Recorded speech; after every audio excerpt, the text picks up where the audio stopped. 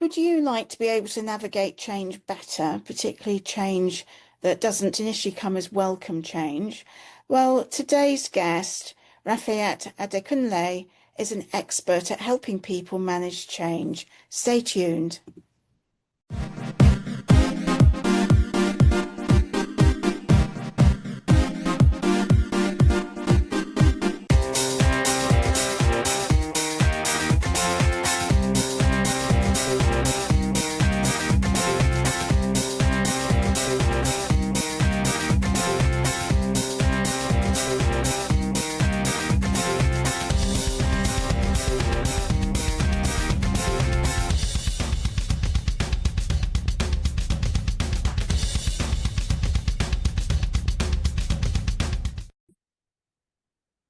Welcome back to Alison McQuinney podcast, where we have conversations about business and wellbeing success.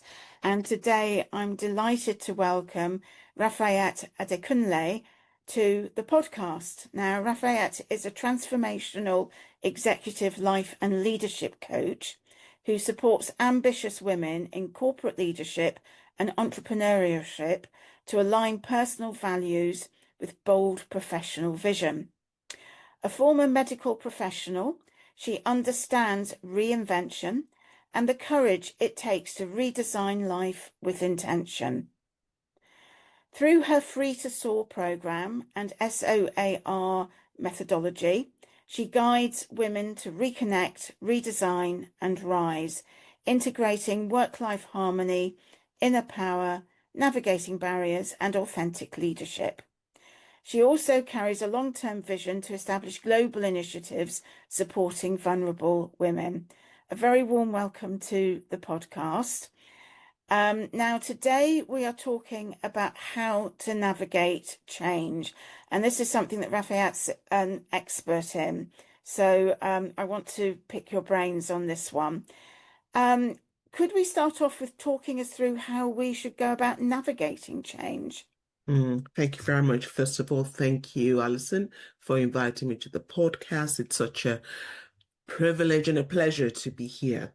Now, change is a very interesting thing. One thing we can be sure about is we're all going to face change at some point in time. That's guaranteed. Now, when we're navigating change, I suppose the first thing to start is deciding what is that change and what brought about that change. Because the way you navigate change that you instigated yourself, that you planned, is totally different to when you navigate change that was just thrown at you, maybe unexpected. And that change could be either you lose a job, or somebody's died, or something's happened in the family, or there's a financial issue, whatever it is. But I think the very first thing with change is, first of all, I would say, stop and breathe. It's not going to be the end of the world. You are able, you have everything in you to navigate that change. You just need to find it. So one of them, and you've already alluded to my SOAR methodology, which I call the SOAR methodology, on the understanding that as women or people, we are not meant to be chickens. We're supposed to be eagles who can soar. And when things hit us, we should be able to rise above it. And the way to do that, that acronym stands for specific things, which is where I recommend people start. The S stands for find a safe space to stop. Just stop. Don't do. Just stop.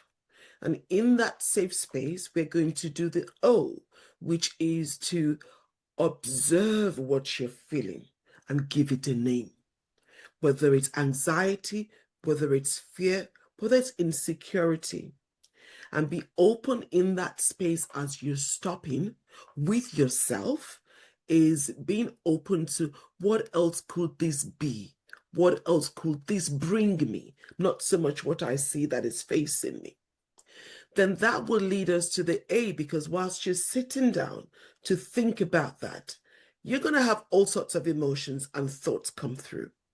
And it's about acknowledging them, being aware of them, acknowledging them, but don't stay there.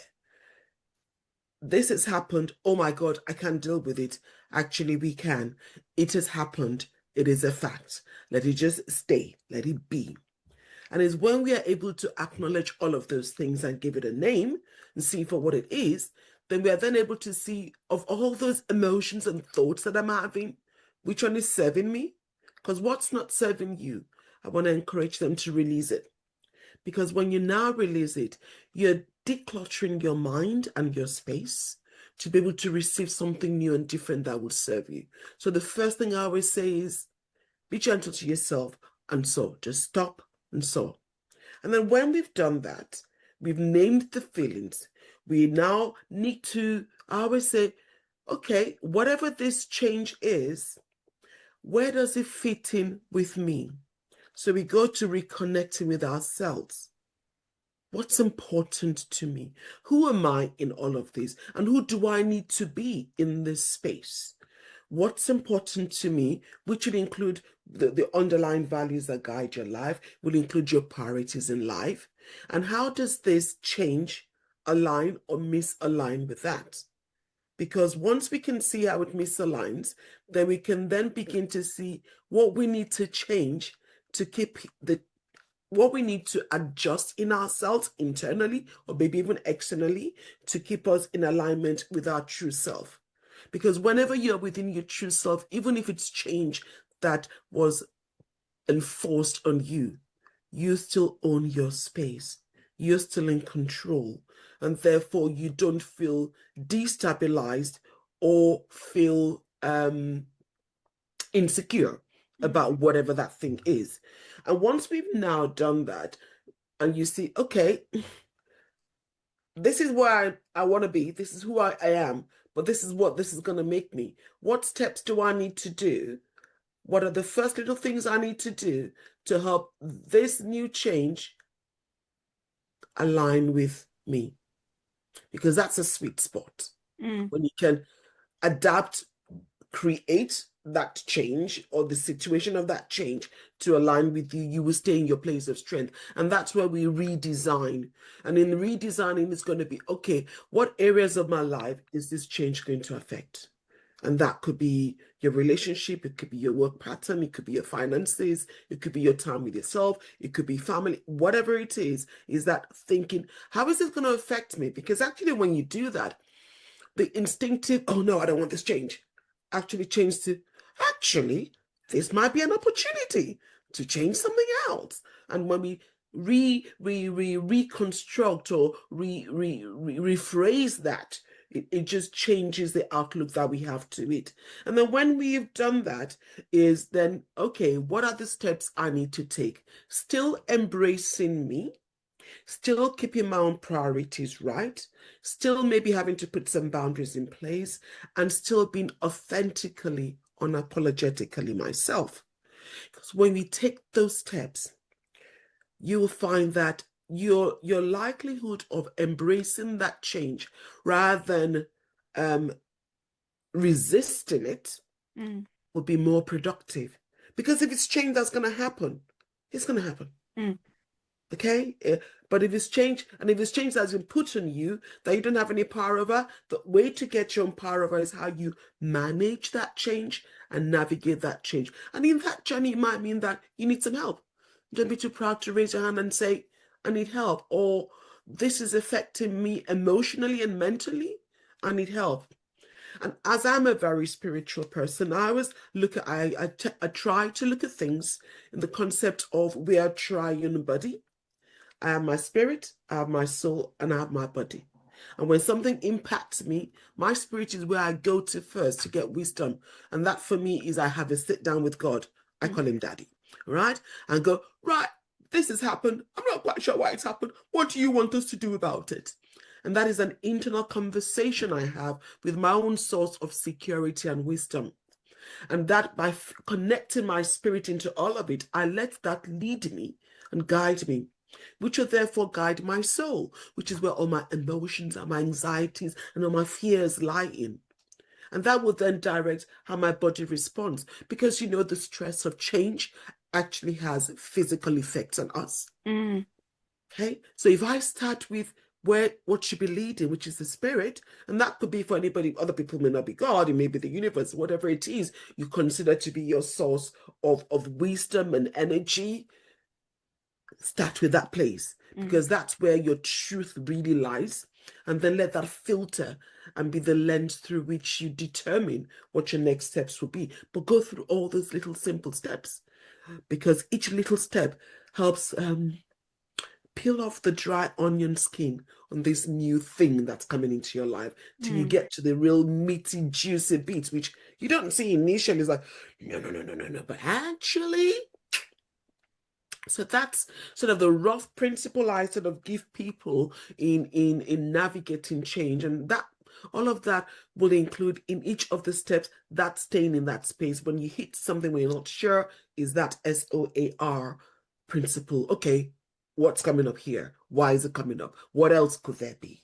Because then each time you want to sort of express in this sort of way. If you're an eagle and something happens, you're going to perch down on the floor and you land. Doesn't mean you've stopped being an eagle. So when you stop, recollect, okay, this is where I'm going. Off we go again. Yeah. Off we go again. Yes. Yeah. I mean, talking about birds, this isn't my concept. Somebody told me this, and I don't know who originally created it, but they said, in curveball times, imagine that you're a bird in a tree and somebody's cutting down your tree, and that's a curveball. But it doesn't matter because you've still got wings. So whatever happens to the tree, you can fly off and create your new journey. Absolutely. And that relates to the the reconnecting with yourself, your identity. Yeah. Whatever that change is not your identity. Yeah, You're absolutely. still you. And you still have all the powers within you to still be you. You just Yeah. need to change what tree you're on. Just flap your wings Yeah. and go to the next tree. And if you feel it is an identity, shed it like a snakeskin. Absolutely, because it's not your identity. No. That's why knowing who you are, what you are, why you're here, what's important to you is crucial, is so foundational. To the clients I work with, I insist they go through that. In the first 2 sessions, it's that deep.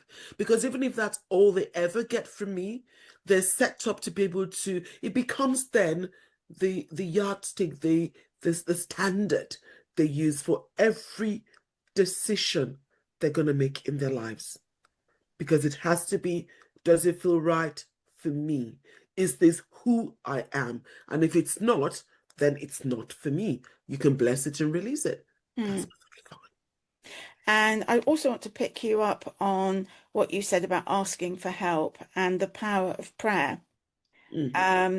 I mean, I don't think prayer should be reserved for just the bad times. It should be an ongoing thing. But prayer is very helpful in bad times, and asking for that divine help to guide you through whatever the next steps are. Because if you ask for the help, it will come. It Will does. come. It does. And it's a support there for you. You're not really, to emphasize, you're not alone. Yeah, yeah. I actually think it's more than a support. It's where I start from. It's a Yeah. foundation. Yeah. And I try. I came from a Muslim family, so my background was Islam before I came into Christianity. And one of the things, prayer puts up a barrier. So for me, I rarely use that word prayer except I'm talking to somebody. Okay. It's like I'm having a chat. I'm having a chat with Daddy With because God's Daddy. my daddy. Yeah, I'm having a chat. It's like, okay, got my cup of tea. Right. I don't know about this. What do you think? What should we do? And even in that moment of sitting there, which is back again to that SOAR methodology of stopping, and in that space, I'm going to say, but I'm feeling this, but I'm not sure about this, but I'm not, and then listen. Because then when you listen, suddenly it's a bit like the whole room was dark and someone just switched the light on. And then you start seeing what's first or second steps to take. Do not look for the full journey, because you'd be overwhelmed by it. But what do I need to do today to take one step? There's a scripture that says, your word is a light unto my path and a lamp unto my feet.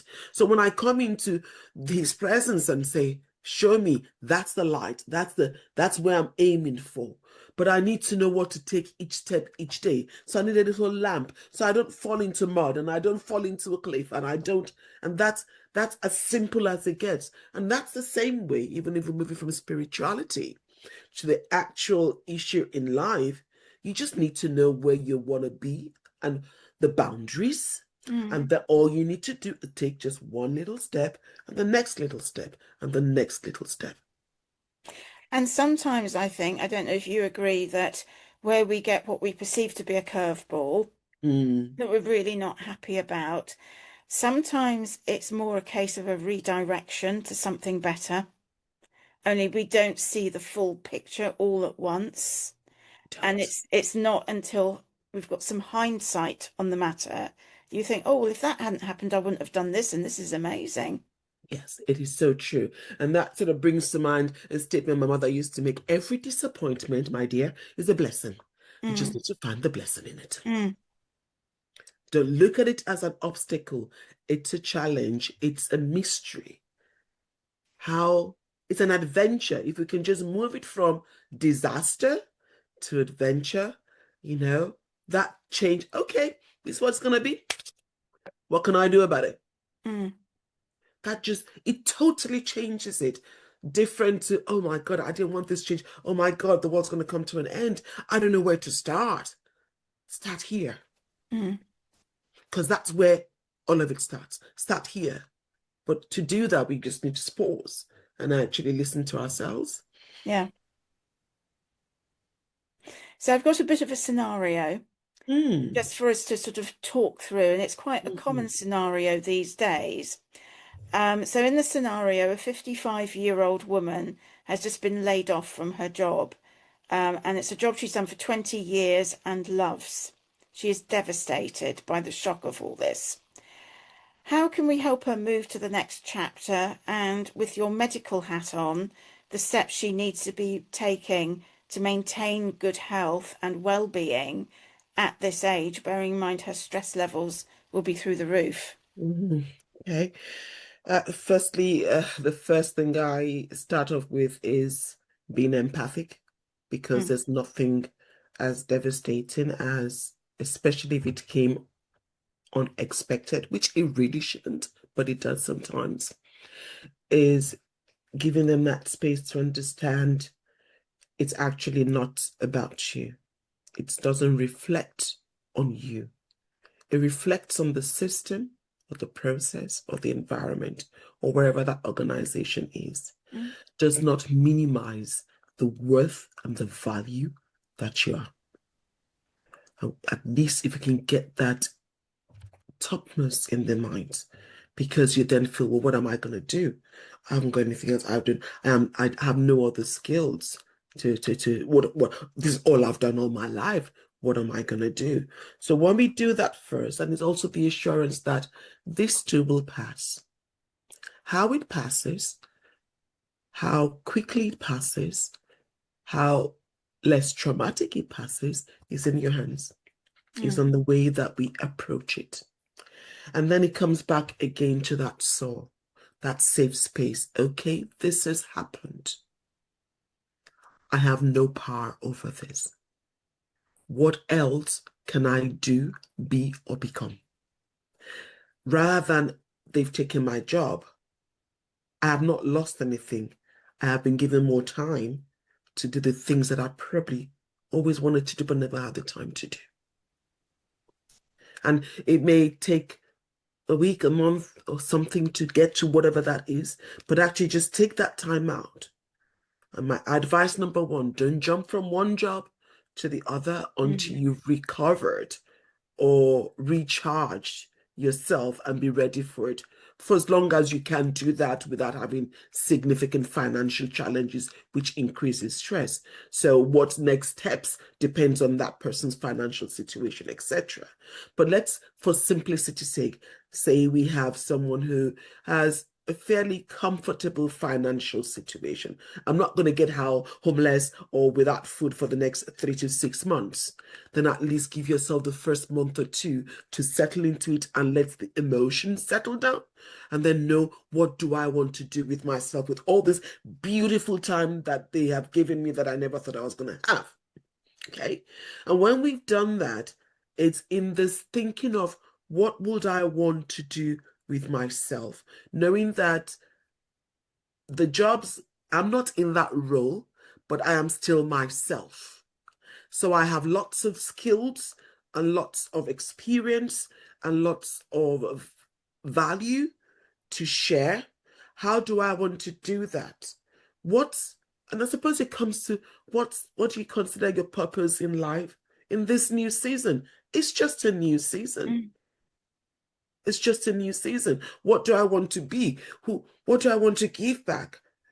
Who do I want to be? If you've got family, is it more time with your family? Is it being the grandma? Whatever it is. And if you thought somebody also wants to work, well then, decide. Do I want to be working for somebody? Or do I want to work for myself at my own time, at my own pace, doing what I love I am the one who sets the rules for myself. So therefore, I won't sack myself without notice, right? Okay, it's about getting that space back. And when we reconnect with our identity, knowing that my identity is not in my job description or the place I work, my identity is who I am. So who am I? And who am I wanting to grow into in this new season? And that's when you get clarity. And that's when you're now at the stage to redesign your life, what you want your new life to look like. And I say, think of it as a whiteboard. There's nothing written on it. If whatever you want in your life, this is the time to start creating what that looks like. And that would involve lots of things. Maybe if it's a business, if it's, what sort of investment are you going to need? If it's just being mom or grandma, how will that look like? If it's just having time for yourself, how will that look like? And you can therefore put in your diary what is important, priorities to you, and what's of high value to you in the right order. And once you've done that, then it's about taking action on those little steps. And most of us think we need to do something huge and fantastic. No, it's the small, consistent little actions we take each day that creates confidence in that new space. But it's also that consistency that gently realigns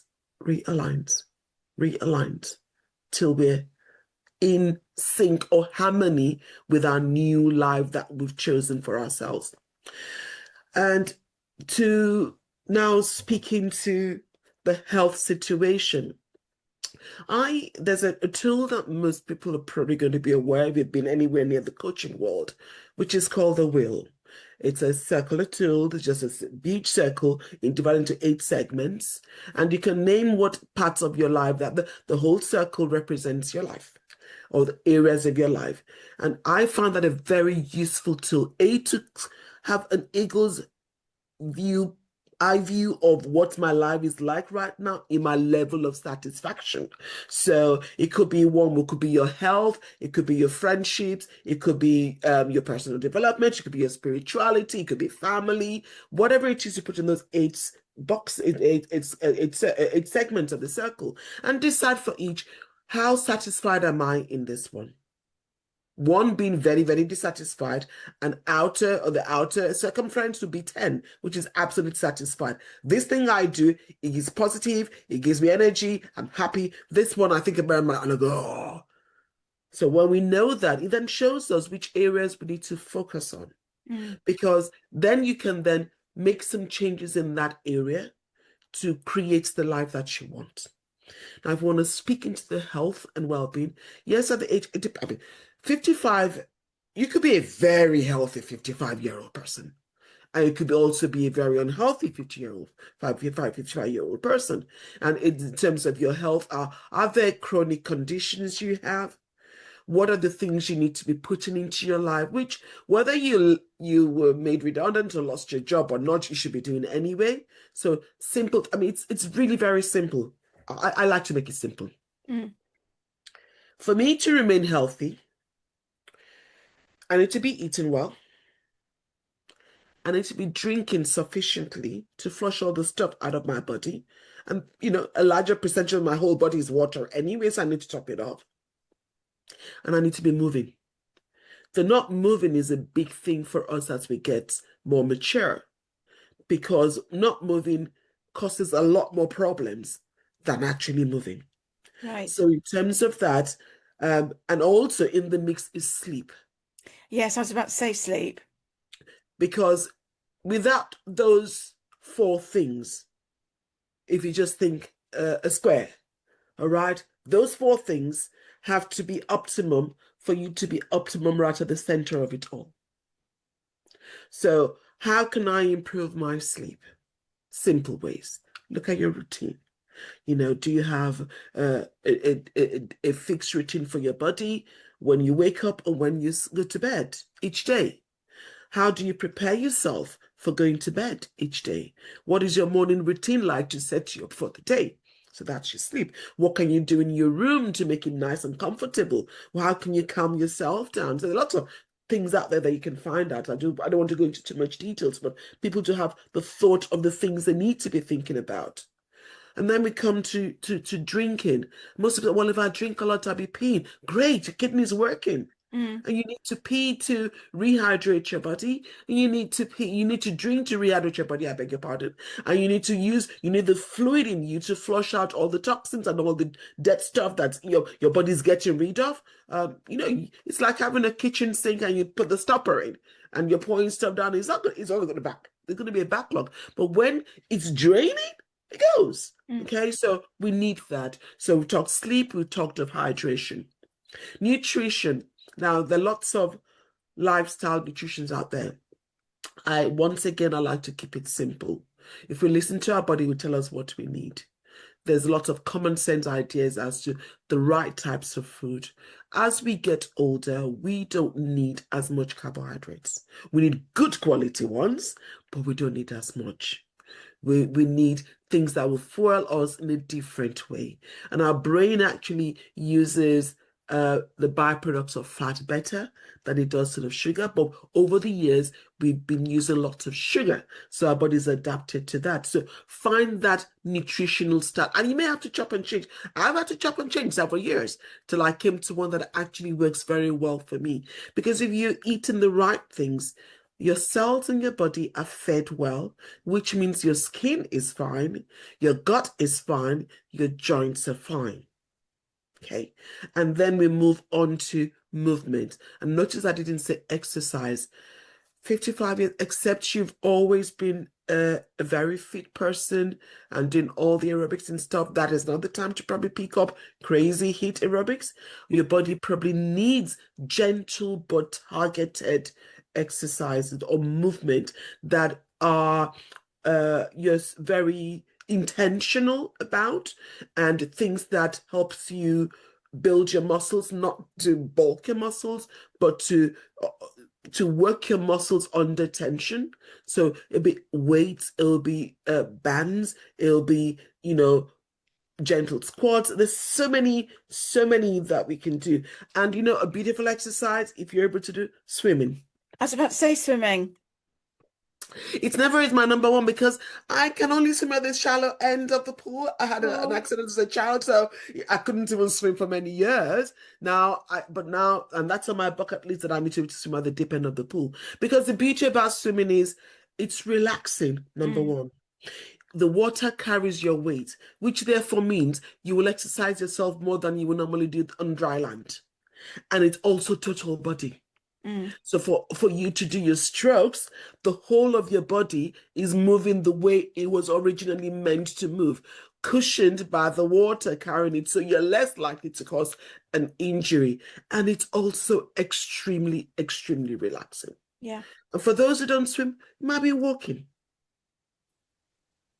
Find that thing that you love to do that gets you moving. And if you're the sort of person that goes, actually, I don't like any of those. Well, you live in your house, don't you? When you're vacuuming, use the whole of your body. Dancing is great exercise. And it makes you happy. I mean, if you like to dance, I love to dance. I don't know how to dance, but I love to dance, right? It's good exercise. So there's so many things that we can do. And those are the main things in terms of remaining healthy. But that is in terms of our physical and maybe mental health. But also crucial in our mental health is relationships. We were created to belong. We are created to be in a community. And that community may be family, it may be friends, it may be just neighbors, but have relation. I say, I put in my week little things that feed my heart and makes my heart full. So my own diary of my life, every week, I will have one conversation with somebody that's just a friend, whether it's a coffee chat, whether it's a Zoom chat, whether it's a walk and talk. I will have that. No business, no, it's just talking and getting to know that person, because there's something very beautiful about exchanging of your thoughts and views in a safe space, somebody you know, you love, you like. And it makes, I have the same thing with our children, adult children now, but they do their thing, but every 2 weeks we meet up on Zoom or whatever, and what you doing? What have you done in the last 2 weeks? What's been going on? What are you doing next week? And tell me about it. And and all of that banter that you normally would have every day, that you may not be having as you're getting older because they've flown the nest or you're not working. You find a way to put it in. And I know how energetic I feel after these conversations. They're the highlights of my week. I love my clients, and I enjoy that. So whatever you're doing, make sure you join it. If it's not making you happy and it's not giving you joy, why are you doing it? And in that respect, your feelings are barometers, aren't they? They're pointing you in, come on, you've got to move to another direction. That's it. And there's nothing wrong with that, because in life, and we change as we grow, we're changing. So some people that were right circles for us are no longer the right circles for us. And that's okay. I say bless and release them. But be true to yourself. In all of it, it's always being true to yourself. Don't just take something because, she's my best friend, and if I say something, it might damage a relationship. That's not a friendship. A true friendship is one where you can speak your heart out to that person, knowing there is no judgment, knowing they know that you're not judging them, you're just speaking your truth, and they will receive it. They will call you out if they need to call you out, and you don't see that as an offense. They are just saying their perspective, and you may have to agree to disagree, but still love each other. So there's a lot in that. And I suppose for each person, especially if you have a way of taking a snapshot of how satisfied you are in what area, then you will know what area you want to focus on. And when you pick that piece, okay, what do I want differently? Not what do I want to get rid of. I've stopped trying to lose weight. I have been gaining energy and movement and joy. So what do you want instead of? We're very good at saying what we don't want. Okay, but what do you want instead of? Because it's like a back garden. You've got weeds there. If you pull the weeds out and you don't put something in there, you've just made lovely, fertile soil for more weeds to come in. And I've got less work to do here. So when you take it out, what do you want to put inside? Which comes back to the SOAR methodology. When you release something, you've got space to put something in. And do it very consciously sometimes. Yes, intentionality is the thing. So I alluded to our children and us having conversations every 2 weeks. I reached out to them. I said, guys, you're adults. You don't need me, but I still need you. We still need you in our lives. I needed it, not them. So I intentionally approached them and say, what do you think about us having a call either every week, every fortnight, or once a month? And they both said, no, I can't do a week. but a month is too far out. Let's do every fortnight. And it took intentions. It took Mm. me initially having to say, remember, it's this. We set out the dates. It's on everybody's diary. And we also have a caveat. If you can't make it, tell us in advance, because then we can use our time differently. Now the tables are turned. If my daughter goes, are we talking this week? Who's coming and who's not coming, you know? So sometimes you, especially when you're dealing with different generations, what's important to you may not be important to them. But how will they know it's important to you if you don't let them know? Absolutely. And as you're letting yours know, ask them what's important to them. Yeah. You know, it's life is two-way. And if we are open to seeing differently, open to being aware differently. A brain is designed to create new tracks. We just need to give it the idea. Mm. We don't have to follow the same routine. It's all in Some here. We have some it. sometimes as somebody's going through a period of change, they might feel that change is the new change, the new way of whatever is not coming in quickly enough. Right. And that causes a bit of a discord in how they feel. What are your tips for managing that in between stage? Um, Number one tip is, why do you think it's not quick enough? What was the initial expectation?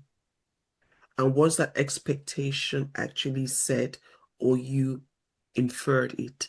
Mm. Because that, if you're saying it's not quick enough, it's an unmet need. Okay. And if it's not quick enough, control the controllables. There's some things you have no power over. But if it is the speed that you're wanting, which may not be the right thing, but if it is, what can you do to quicken it? And I would want to invite that person to maybe reframe that. Mushrooms grow quickly, but they don't last long. An oak tree grows slowly, but is well rooted. Mm. So sometimes the period when we think nothing is happening is the period where the roots are going down. Is the period where you develop yourself, you develop your character, you develop your disciplines. We plant a seed. Something new is a seed. When we plant a seed in the soil, we don't see anything initially. We don't go digging it up to see as if formed roots. It's a bit slow now because it ain't gonna grow. Mm. But we have to trust the process, knowing that your bit was planting the seed in the right soil. Your bit is to nurture it and water it and get the weeds away. And then suddenly you see the shoot coming up. So there's always a seed, there's a time before we get the harvest. The word is patience. Mm. Patience and be present and enjoy the now, not the top of the mountain. Enjoy the bottom of the mountain. Enjoy the valley for now. You are going to get to the top, but you're not going to go from valley straight to the top except you suddenly grow wings. So it's patience. What else can I be doing right now whilst this is not moving forward? For instance, when I started my coaching business, I was like, yeah, it should be fast, it should blah, blah, blah. But it wasn't. And I was getting a little frustrated. And then I stopped and I said, okay, if it's not making progress, maybe there are things I need to learn and grow into. Mm. What else can I start doing until I get my clients coming in? What else can I do? So I built my systems behind the place. I shopped around and found, okay, when I start making that money, who are the people I want to work with me? Who could be my VA, who could do this? So I was networking. So it's little things like that. What can you do that doesn't directly give you zoom, but actually is taking you one step closer, which comes back again to that, what are your priorities? And when you get those priorities right, you can be focused in what you're Mm. doing. And it's about building the firm foundation, isn't It it? is. It is so. Yeah. You cannot build. My father was a builder, was a building contractor. And even as a little girl, people come to him and say, "Oh, yes, I want us to build a bungalow here." And listen, okay, right. Is that all you want this to be? Oh, maybe no. And maybe I might want to have it to be about, 2 or 3 stories. And then I want to have some other little houses for my grandchildren. I go, right, tell me what you want it to be. Mm. And then we can start. I think, but we can start with the bungalow. And he goes, no, we can't. Because the foundation I'm going to lay for a bungalow is way different to the one I'm going to lay if you want a 10-story building. So if I build it on a bungalow foundation, we're going to have to break down your bungalow and relay the foundation.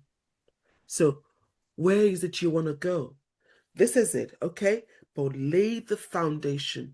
And the first foundation is you. Get yourself solid. Get yourself owning yourself. Mm. I know who I am. I Stand in your really, own really know. energy. That's it. Yeah. This is me. Because when you know this is you, the ones that don't fit in with you, you know them. They're not going to come in. They're just not going to feature in your radar. Or when they do, Mm. it's like, nah. But when we don't know ourselves or we don't know what we want, every new shiny thing is what we hope for. So if you're starting something and it's not going so fast, first, was it meant to go fast? Mm. Second, is it something that you're doing, or is it something you just need to wait and let it mature? I just enjoy the journey, for heaven's sake. Yeah. Just enjoy the journey. It's not about the journey is not about the destination, it's actually the journey. That's where the joy is. Enjoy every bit of it. And you can learn things as part of the journey. Always learn. Mm. If you're not learning, you're dying. If you're not Mm. growing, you're dying. We're never static. We're never ever static. I think we are. But if you're not doing something, then you're here, everything's moving past you. So you're going backwards, right? There's always something to learn, even when it looks like a disaster. Mm. You can sit, and that comes back to that reflection piece. I'm a believer in reflection. When things happen, what went well, what didn't go so well? What have I learned about myself in this? What Mm. have I learned about this journey?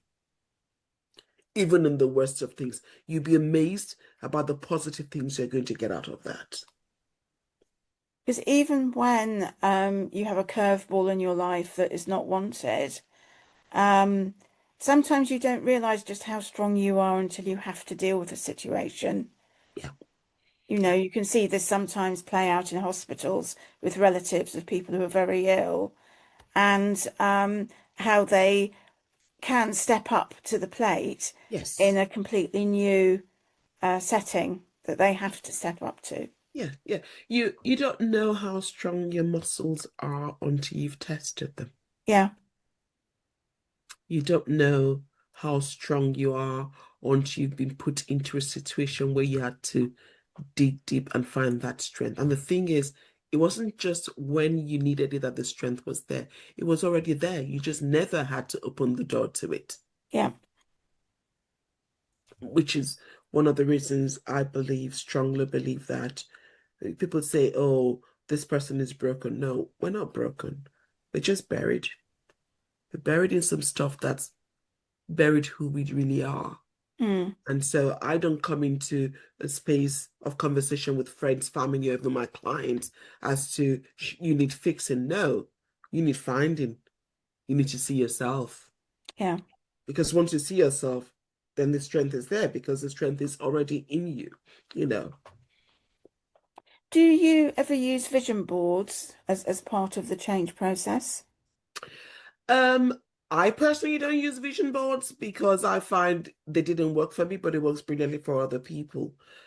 Vision boards for me, I've got these pictures, and sometimes actually ends up being negative for me because, well, I didn't get this. But for those it works with, it's great. I I think most of us would appreciate something visual, Mm. whether it's a board or it's an item or it's even a single a plaque, okay, on the wall. I've got on my wall things posted on that I read and I go, yeah, okay. And rather than use vision boards, I tend to get a white sheet and just almost like spider diagrams of what I want. And I just blast it out there. And then I go, right, okay. And what's that going to involve? I put some ideas. And all I do is I just take that singular post-it. This is the one I want to work on today. Mm. So for me, it's not about where I want to get on the picture, what that's going to look like, because I'm never going to find a picture that looks like exactly what I want it to be. But I know what I want in my life and what journey that could look like. So today we're down at the bottom of the stream here, right? This is the rock I need. And this rock says patience or whatever it says. That's what I'm going to work on. So I have the map and I work on little things. Everybody's different. Yeah. Some people have electronic tools that they use as well that does that for them. So it's about finding what works for you, really. Sure.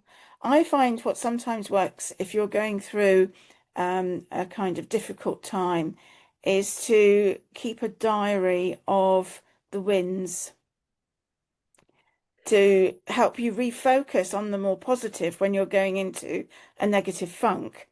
But also sometimes as you're working your way through something, the wins can be building up and you forget about them. And it's not until you've recorded them and look back over the last week, for example, and you think, oh my goodness, I actually did all that in a week.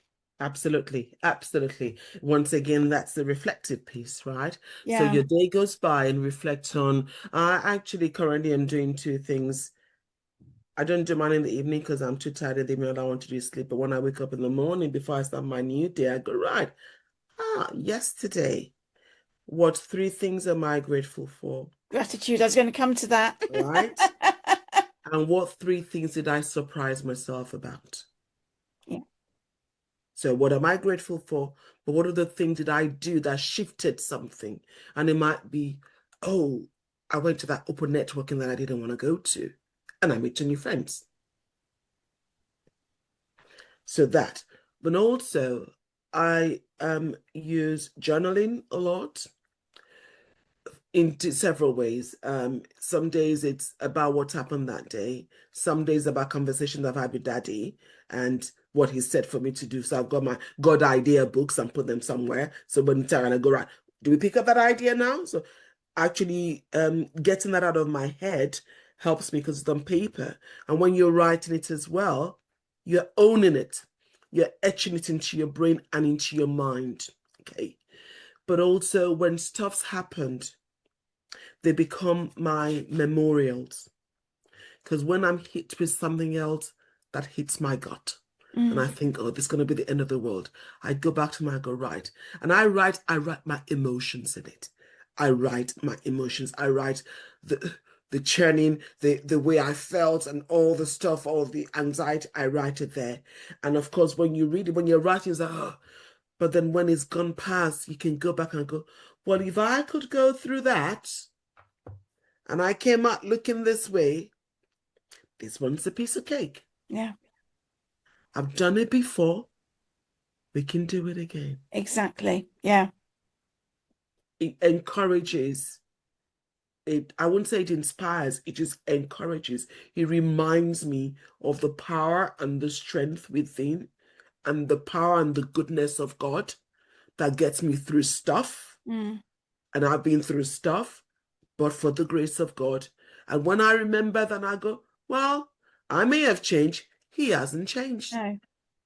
So if I go to him, to my spirit self first for guidance, the same way we did the last one, we're going to do this again. Mm. And it gives me a freedom I don't have to worry about. Mm. It's like I have this sort of going conversation with God and I go, right, we're going to do this right. This is my job description and this one's yours.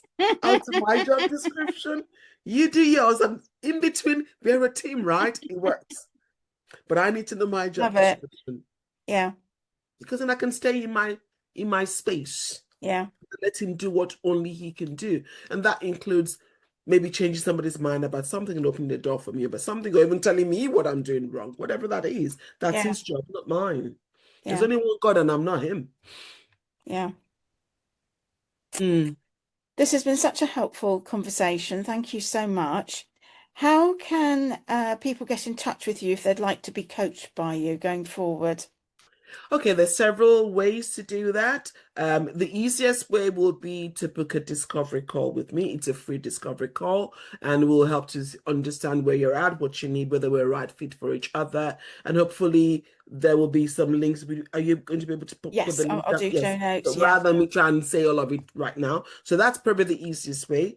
Alternatively, because you may not know me well and you still want to know a little bit about me, first of all, which is fine to get that trust. I'm on most of the social media platforms. I'm on LinkedIn as Rafiat Adekunle.